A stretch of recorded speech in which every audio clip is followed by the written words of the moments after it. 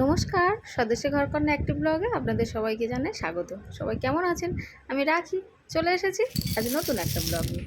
সকাল 7টার মতো বাজে এখন, আর বসে পড়েছি ব্রেকফাস্ট নিয়ে। এই যে অল্প কিছু কর্নফ্লেক্স নিয়েছি আর একটু দুধ, তার সঙ্গে অল্প কিছু ড্রাই ফ্রুট দেবো, দিয়ে সকালে জলখাবারটা আজকে সেরে নেবো।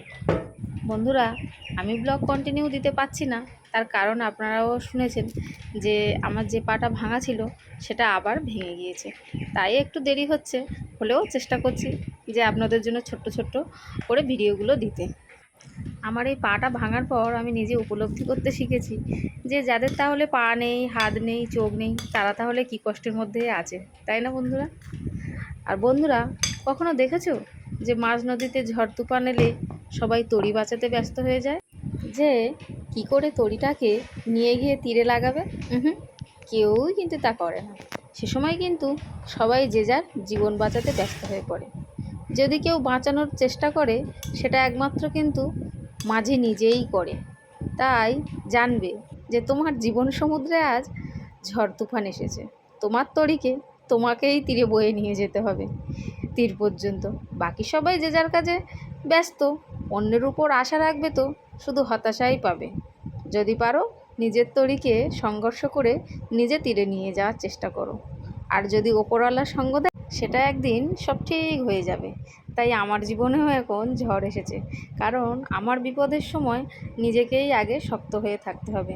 আমি যদি না নিজে শক্ত হয়ে থাকি, তাহলে কিন্তু নিজেই রিকভার করতে পারবো না।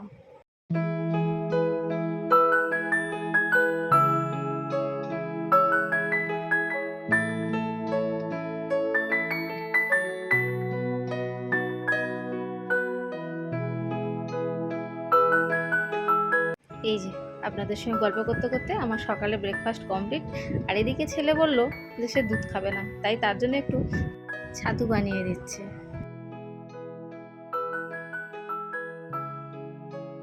এই যে আমার ছাতু বানানো কমপ্লিট, চলুন ছেলেকে এবার দিয়ে দিই। এই যে ছাতুর গ্লাসটা দেখে খুবই আনন্দ। এই যে পায়ের অবস্থাটা, পা সবসময় এইভাবে সোজা করে রাখতে হচ্ছে, বসেই আছে। এই যে পরীক্ষা, পড়াশোনা হচ্ছে, প্রজেক্ট আছে, আর আজকের হচ্ছে বাংলা পরীক্ষা।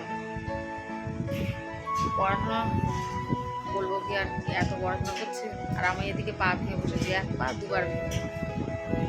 টাটা। এই যে এই দিদিভাই এদিকে এসে সকাল সকাল রান্না বসিয়ে দিয়েছে, কারণ ছেলে আবার খাওয়া দাওয়া করে স্কুলে বেরিয়ে যাবে। ছেলের তো 11টায় স্কুল, তাই বাড়ি থেকে 10টায় বেরিয়ে যাবে। ওই যে ছেলে রেডি হয়ে গেছে, ওকে খাবারও দিয়ে দিয়েছে ওর আন্টি। টাটা। এই যে স্নান টান সেরে এসেছি, এবার খাওয়া দাওয়া করবো, চলুন টাটা। এই যে আজকে রান্নাতে ছিল নিরামিষ, আলু ভাজা, পটল ভাজা, ডাল আর একটা সবজি বানিয়েছি। যাই হোক, এইটা দিয়ে দুপুরে খাওয়া দাওয়া সারতে হবে, নিরামিষ।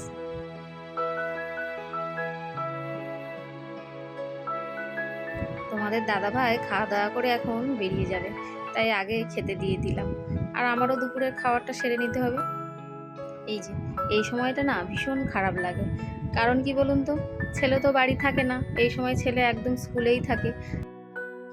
বন্ধুরা, একটা জিনিস লক্ষ্য করে দেখবেন, যে যে মানুষগুলো বলে না যে তোমার কখনো কোনো সমস্যা হলে আমাকে বলো, আমি তোমার সাথে আছি, বা আমি তোমাকে হেল্প করব, কিন্তু যখন না আপনি আপনার সমস্যাটা তার কাছে বলতে যাবেন, তখন দেখবেন সে বলেই বসবে যে কী আর বলি বলো, এই বলে না আপনার সমস্যার থেকেও তার অনেক বড় সমস্যার কথা আপনাকে শোনাতে শুরু করে দেবে। আসলে একটা সত্য কথা কি বলুন তো, যে আপনার খারাপ সময়ে যদি কেউ আপনাকে সাহস জোগাতে পারে, সেটাই হলো আপনার আয়না। আয়নার সামনে গিয়ে নিজের মুখটা দেখুন, কারণ এই সব থেকে বড় বন্ধু যে আপনাকে এই সমস্যা বা এই সমস্যা থেকে বেরিয়ে আসতে সাহায্য করবে। কি বলুন তো, আসলে নিজের সমস্যা নিজেকেই সমাধান করতে হয়, বাকি সবাই লোক দেখানোই বেশি বলে, ওই কয়েকজন বাদে। তাছাড়া বেশিরভাগ মানুষ কিন্তু লোক দেখানোই বলে। আসলে নিজে কোনো বিপদে না পড়লে না মানুষকে চেনা যায় না, যে কে আপনার ওই বিপদের সময় পাশে থাকছে বা বিপদের সময় পাশে থাকছে না, বা কার কথায় আপনি আঘাত পাচ্ছেন। যখন আপনি বিপদে পড়বেন তখন কিন্তু মানুষের এই এক একটা রূপ আপনি বুঝতে পারবেন, তার আগে কিন্তু বুঝতে পারবেন না। তাই সবার জীবনে এক এক সময় না কিছু অঘটন হওয়া বা কোনো বিপদ হওয়া ভালো, তাহলে না সেটা মানুষ চিনতে খুব সুবিধা হয়, যে কোন মানুষটা আপন আর কোন মানুষটা পর, এটা চিনতে ভীষণ সুবিধা হয়।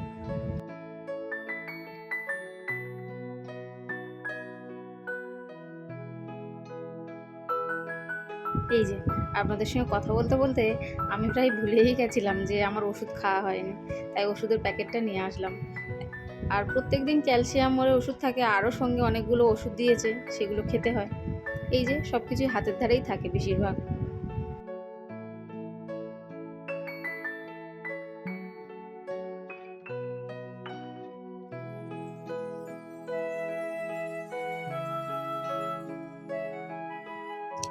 আমার এই পা ভেঙে যাওয়া থেকে না পুরো প্রায় 6 মাস হতে যাচ্ছে আমি কন্টিনিউ ওষুধ খাচ্ছি। এত ওষুধ না আর ভালোই লাগছে না খেতে। তবুও কি করব, নিজে তো সুস্থ হতে হবে। কতদিন এভাবে পা নিয়ে আর বাড়িতে বসে থাকবো, বাচ্চাটাও আছে, সব দিক থেকে মোটামুটি ভীষণ অসুবিধা হচ্ছে। তাই কন্টিনিউ ওষুধগুলো খাওয়া দাওয়া ঠিকঠাক করতে হবে।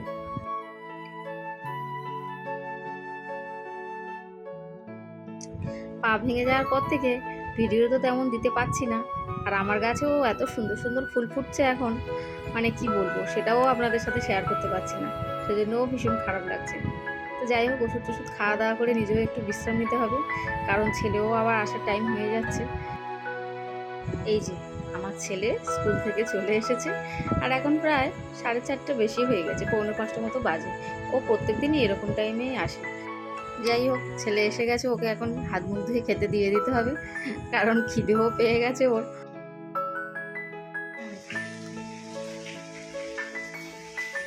দারুণ। এই যে এখন সন্ধ্যা 6টা মতো বাজে, আর আমার একটু ঠান্ডা লেগেছিল, তাই ভাবলাম তুলসী পাতা আদা ফুটিয়ে একটু চায়ের মতো বানিয়ে নিই।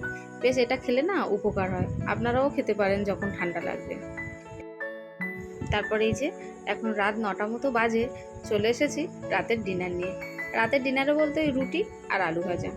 ছেলেকে আর একটু আগেই খেতে দিয়েছি, কারণ ও খাওয়া দাওয়া করার পর একটু তাড়াতাড়ি ও শোবে। ও ছোট বাচ্চা, যেহেতু ওকে 10টার মধ্যে ঘুম পাড়িয়ে দিই, তাই ওকে খাবারটা আগেই দিয়ে দিয়েছি। অথচ সে বাবু এখনো পর্যন্ত ঘুমাচ্ছে না। আমি এখানে খাচ্ছি বসে বসে, তার গানের গলার আওয়াজ পাচ্ছি। আপনাদের সাথে কি গান করছে সেটাও একটু শেয়ার করবো। मेरा छोटा सा काम ये जो केसरी के लाल, मेरा छोटा सा काम मेरे राम जी से कह देना जय सिया राम, मेरे राम जी से कह देना जय सिया राम। ए राम जितना है तो मेरा सदा नाम, ए राम जितना है तो मेरा सदा नाम, मेरे राम जी से कह देना जय सिया राम। কি হচ্ছে, ঘুমাবি না? না। বন্ধুরা, আমার ছেলের এই গানটা এত পছন্দ হয়েছে যে সবসময় এই গানটা মুখে করতে থাকে, আর রাতে তো প্রত্যেক দিন শুয়ে শুয়ে এই গানটা করবে। অবস্থা দেখুন, ঘুমাচ্ছে না।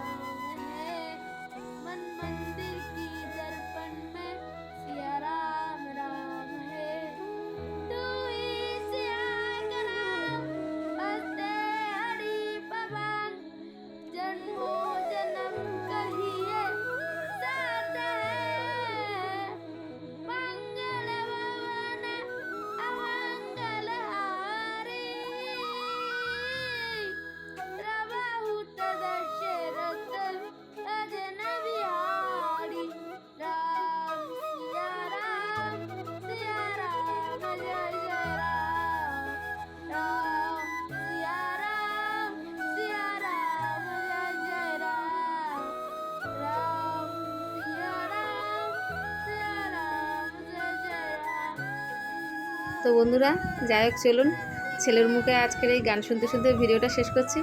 সবাই ভালো থাকবেন, সুস্থ থাকবেন, সাবধানে থাকবেন। আর আজকের ব্লগটা কেমন লাগলো সেটা আমাকে অবশ্যই কমেন্টে জানাবেন।